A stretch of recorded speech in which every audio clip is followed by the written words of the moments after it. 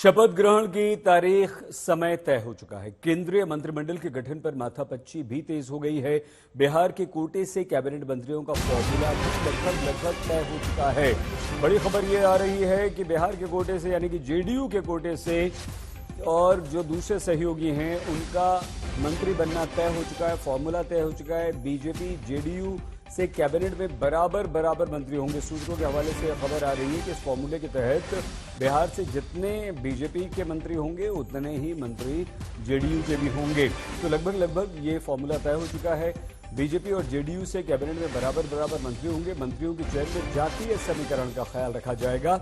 LJP और HAM को एक मंत्री पद मिल सकता है। तो क्या चिराग पासवान को सिर्फ एक मंत्री पद मिलेगा, जो खबर अभी तक आ रही है, क्योंकि चिराग के तो 5 साल जीत कर आए, 100% उनका स्ट्राइक रेट है। लेकिन इस समय जो बड़ी खबर है वो यही है कि बीजेपी जेडीयू बराबर मंत्री पद लेंगे। केसी त्यागी इस बारे में क्या कहते हैं, सुनिए। एक तरफ जहां मोदी सरकार 3.0 का कैबिनेट कैसा दिखेगा इसकी तैयारियां चल रही हैं, वहीं दूसरी तरफ क्या इंडिया अलायंस से सरकार बनाने की कवायद अंदर खाने कहीं चल रही है, ये चर्चा चल रही है। इसी बीच हमारे साथ हैं केसी त्यागी, जेडीयू के वरिष्ठ नेता। सर, इंडिया ब्लॉक से दोबारा दरवाजे पे कोई नॉक की आवाज आ रही है?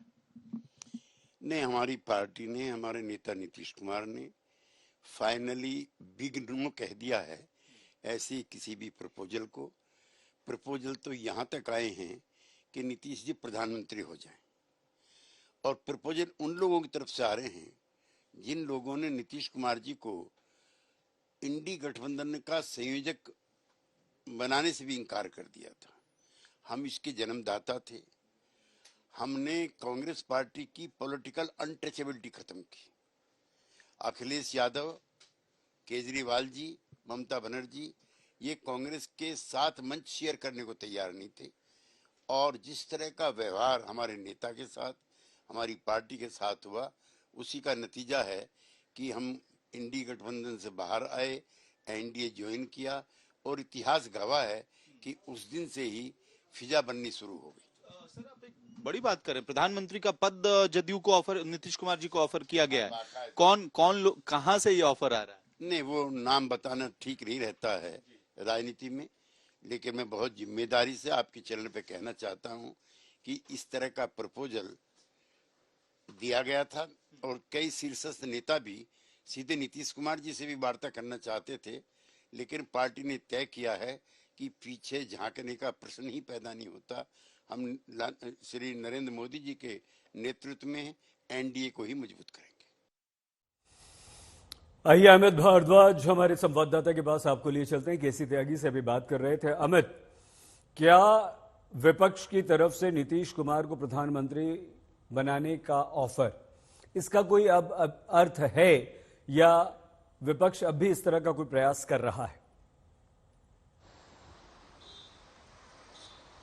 सही देखिए, अगर आप अभी समीकरणों को देखें तो उसमें थोड़ी डिटेलिंग भी हमको समझनी पड़ेगी, नुआंस समझना पड़ेगा कि एक तरफ इंडिया अलायंस को विदा कहकर नीतीश कुमार एनडीए में शामिल हुए और शानदार स्ट्राइक रेट के साथ उनकी पार्टी ने इस लोकसभा चुनावों में एक प्रदर्शन करके दिखाया जिसकी उम्मीद ज्यादातर लोगों को नहीं थी जदयू के मामले में। और अब नीतीश कुमार ने कल ही प्रधानमंत्री नरेंद्र मोदी को फिर से एक बार एंडोर्स किया, कहा कि जल्दी से आप प्रधानमंत्री पद का शपथ ले लेते। मंत्रिमंडल के विस्तार और उसका फॉर्मेशन क्या होगा उसको लेके चर्चाएं चल रही हैं। इस बीच ये बड़ा दावा किया है जदयू ने, ये दिखाते हुए कि नीतीश कुमार की अहमियत जो है फिलहाल राष्ट्रीय स्तर की राजनीति में बहुत बड़ी है, चाहे वो एनडीए की हो या फिर इंडिया अलायंस की हो। अगर इंडिया अलायंस कोई कवायद करती भी है कभी सरकार बनाने की, तो वो नीतीश कुमार के बिना नहीं होने वाली है, ये बात सत्य है। और पहले भी नीतीश कुमार को कन्वीनर बनाने के लिए इंडिया अलायंस में कई सारी कवायदें चली थी, वो फेल हो गई थी, उसके बाद वो एनडीए में शामिल हुए थे। इस बात को केसी त्यागी खुद भी दोहरा रहे। तो कुल मिलाकर देखिए, जिस टाइमिंग में बयान दिया गया वो इंटरेस्टिंग है और अपने आप में ये जरूर दोबारा जदयू ने स्पष्ट किया है कि वो एनडीए में ही रहेंगे, प्रधानमंत्री नरेंद्र मोदी की गाइडेंस वाली सरकार में रहेंगे। सही अमित जी, कुछ देर और आप हमारे साथ बने रहिए, हम और बात आपसे करेंगे। लेकिन बिहार से एक फॉर्मूला भी आया है मंत्रिमंडल का, वो ये कि जितने बीजेपी के मंत्री होंगे उतने ही जेडीयू के भी होंगे। तो और ऊपर से विपक्ष नीतीश कुमार को ऑफर दे रहा है कि आप प्रधानमंत्री बन जाइए। तो जेडीयू के बिहार के नेता क्या सोचते हैं इस बारे में, आपको सुनवाते हैं। जिसको मैं कहता हूं कोalition ऑफ कॉन्ट्रडिक्शन, क्योंकि चंद्राबाबू जी हों, नीतीश जी हों, अलग पृष्ठभूमि से आते हैं, नफरत घृणा को स्वीकार नहीं करेंगे, भैंस मंगलसूत्र मुजरा वाली भाषा को अंगीकार नहीं करेंगे। अब कैसे ये परिपाटी चलती है और कितने दिनों तक चलती है, क्योंकि विपक्ष इतना मजबूत है इस बार कि लोकसभा की तस्वीर बदल गई साहब। ये थोड़ी ही होगा कि बिल लाओगे 3 मिनट में पास करवा लोगे, सारी ऐंठन खत्म हो जाएगी।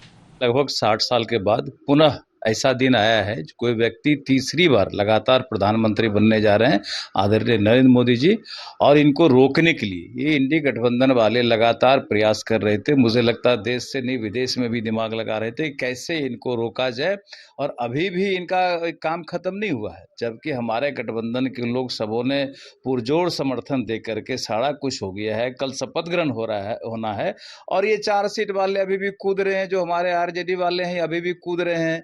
इनके जी से पानी टपक रहा है कि किसी तरह क्या हो जाए। माननीय मुख्यमंत्री जी को तरह तरह का प्रलोभन देने का काम करते हैं, जो माननीय मुख्यमंत्री जी ने स्पष्ट कर दिया है कि हम एनडीए के साथ थे, एनडीए के साथ हैं और आगे एनडीए के साथ रहेंगे और मजबूती से सरकार चलाएंगे। बिहार का भी विकास होगा, संपूर्ण देश का विकास होगा। तभी भी इन लोगों का मन स्थिर नहीं है, यही हाल है इन लोगों का, कहीं कोई पूछने वाला नहीं है, जनाधार पूरी तरह खत्म हो गया, अभी भी बेचैन है ये लोग।